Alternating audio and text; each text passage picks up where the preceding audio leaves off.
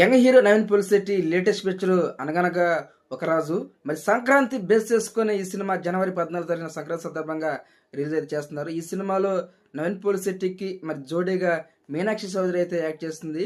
ఈ సినిమా మీద మంచి అంచనా అయితే ఉన్నాయి. ఎందుకంటే నవీన్ పోలిశెట్టి ఇప్పటివరకు 3 సినిమాల్లోనే యాక్ట్ చేశారు. 2019లో ఏజెంట్ సాయాత్రయ్య, అదేవిధంగా 2021లో జాతిరత్నాలు, 2023లో మిస్ శెట్టి మిస్టర్ పోలిశెట్టి సినిమాలో అయితే యాక్ట్ చేశారు. ఇప్పటివరకు 3 సినిమాల్లోనే యాక్ట్ చేశారు. ఇది 4వ సినిమా.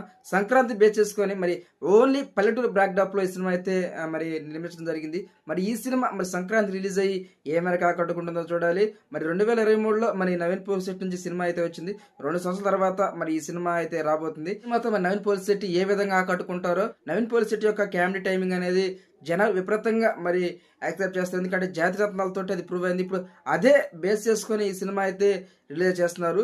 ఈ సినిమాతో పాటు మరి అదే విధంగా జనవరి 14వ తారీఖున శరవణన్ సినిమా ఒకటైతే రిలీజ్ అవుతుంది.